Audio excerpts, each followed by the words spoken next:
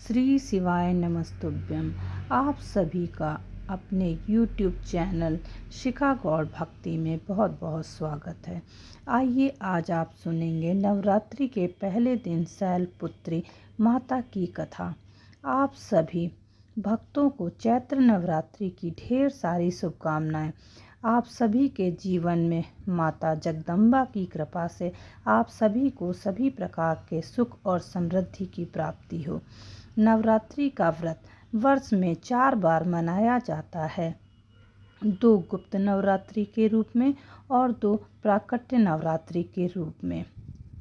नवरात्रि में, जो कि आश्विन और चैत्र के महीने में शुक्ल पक्ष प्रतिपदा तिथि से लेकर नौमी तिथि तक माता दुर्गा के 9 स्वरूपों की पूजा की जाती है। इस दौरान जो भी भक्त सच्ची श्रद्धा के साथ माता दुर्गा के 9 स्वरूपों की पूजा करते हैं, दुर्गा चालीसा, दुर्गा सप्तशती का पाठ, दुर्गा स्तोत्र का पाठ या श्रवण करते हैं, इससे माता जगदम्बा दुर्गा अपने भक्तों के सभी प्रकार के दुख और कलेशों को दूर कर देती हैं तथा सभी प्रकार के सुख और समृद्धि का आशीर्वाद प्रदान करती हैं। नवरात्रि के पहले दिन शैलपुत्री माता का पूजन किया जाता है। शैलपुत्री माता, जो कि 9 रूप में पहले स्वरूप में मानी जाती हैं, यही 9 दुर्गाओं में प्रथम दुर्गा हैं। पृथ्वी पर्वतराज हिमालय के घर पुत्री के रूप में उत्पन्न होने के कारण इनका नाम शैलपुत्री पड़ा। इस प्रथम दिन की उपासना में योगी अपने मन को मूलाधार चक्र में स्थित करते हैं। यहीं से उनकी योग साधना का प्रारंभ होता है।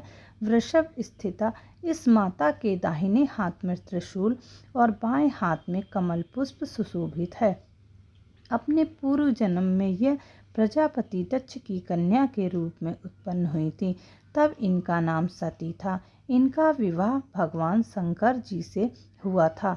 नवरात्रि के पहले दिन, जो कि शैलपुत्री माता को विशेष प्रकार से इनका जल से अभिषेक करें, पंचावरी से अभिषेक करें, शुद्ध गंगा जल से अभिषेक करें, माता को विशेष करके पीले वस्त्र या सफ़ेद वस्त्र अर्पित करें, जल से आचमनी करवाएं।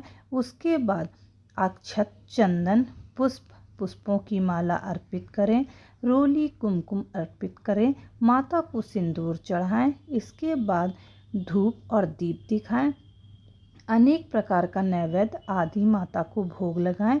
इस दिन विशेष करके दूध, गोधुइत और चावल से बना हुआ माता को खीर का भोग लगाना चाहिए या मिष्ठान रसगुल्ले का भोग माता को लगाना चाहिए।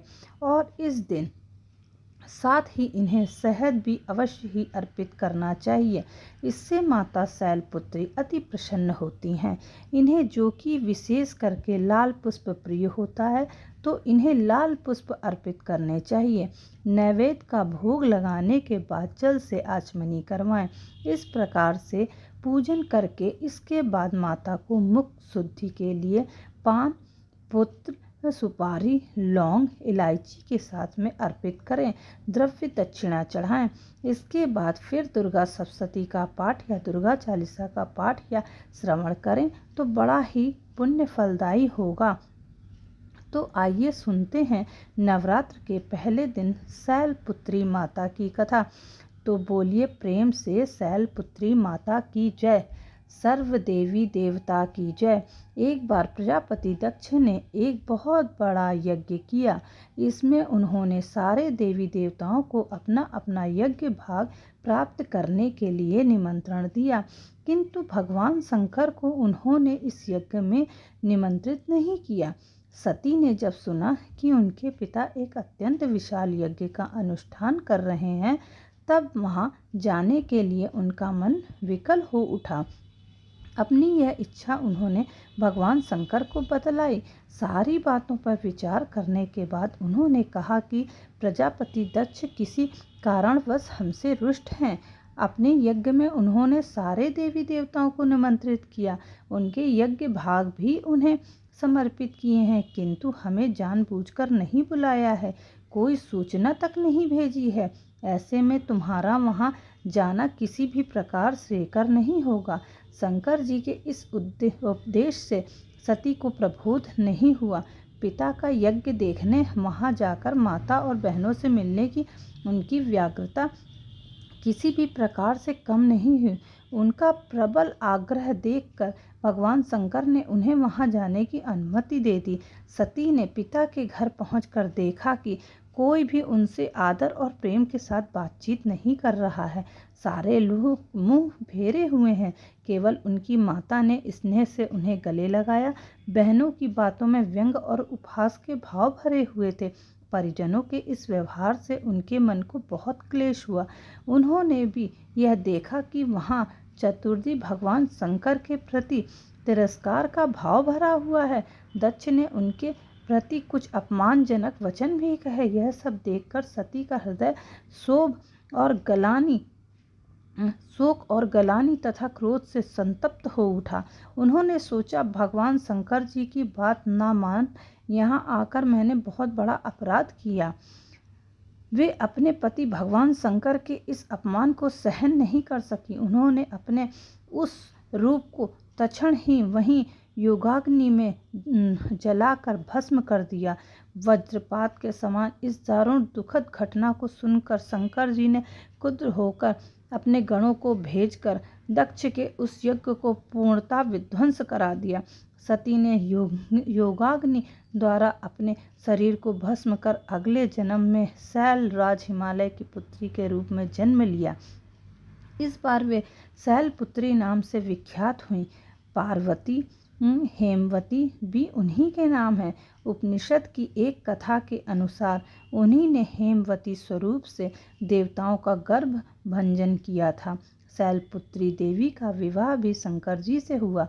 पूर्व जन्म की भांति इस जन्म में भी वे शिव जी की ही अर्धांगिनी बनी। नवदुर्गाओं में प्रथम शैलपुत्री दुर्गा का महत्व और शक्तियाँ जो कि अनंत माना गया है। तो प्रेम से बोलिए शैलपुत्री माता की जय। तो आइए सुनते हैं नवरात्र की कथा। तो बोलिए प्रेम से माता दुर्गा की जय। बहुत समय पहले की बात है। एक बार बृहस्पति जी ने ब्रह्मा जी से कहा कि हे भगवान, आप अत्यंत बुद्धिमान, सर्वशास्त्र और चारों वेदों को जानने वाले हैं। हे प्रभु, कृपा करके मेरे वचन सुनिए। चैत्र व अश्विन मास में शुक्ल पक्ष में नवरात्र का व्रत और उत्सव क्यों मनाया जाता है? इस व्रत का क्या फल है? इसे किस प्रकार करना उचित है? पहले इस व्रत को किसने किया था? सो विस्तार पूर्वक हमसे कहिए। बृहस्पति जी के ऐसे वचनों को सुनकर ब्रह्मा जी कहने लगे कि हे बृहस्पति, प्राणियों का हित करने की इच्छा से तुमने बड़ा ही अच्छा प्रश्न किया है। जो मनुष्य मनोरथ पूर्ण करने वाली दुर्गा महादेवी, सूर्य और नारायण का ध्यान करते हैं, वे मनुष्य धन्य हैं। यह नवरात्र व्रत संपूर्ण कामनाओं को पूर्ण करने वाला है। इसके करने से पुत्र चाहने वाले को पुत्र, धन चाहने वाले को धन, विद्या चाहने वाले को विद्या और सुख चाहने वाले को सुख की प्राप्ति होती है। इस व्रत को करने से रोगी मनुष्य का रोग दूर हो जाता है और कारागार हुआ मनुष्य बंधन से छूट जाता है। मनुष्य की तमाम आपत्तियां दूर हो जाती हैं और उससे घर में संपूर्ण संपत्तियां आकर उपस्थित हो जाती हैं। बंध्या और काक बंध्या को इस व्रत को करने से पुत्र उत्पन्न होते हैं। समस्त पापों को दूर करने वाले इस व्रत को करने से ऐसा कौन सा मनोबल है जो सिद्ध नहीं हो सकता? जो मनुष्य अलभ्य मनुष्य देह को भी पाकर भी नवरात्र का व्रत नहीं करता, वह इस पृथ्वी पर पशु के समान माना जाता है और किसी भी प्रकार के उसे सुख और समृद्धि की प्राप्ति नहीं हो पाती है। और जो मनुष्य सच्ची श्रद्धा के साथ इस व्रत को करते हैं, उनके सारे मनोरथ पूर्ण हो जाते हैं।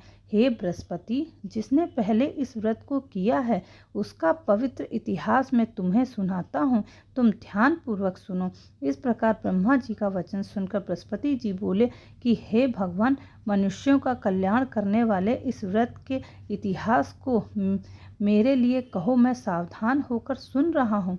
आपकी शरण में आया हूँ, मुझ पर कृपा करिए और इसके बारे में बताइए।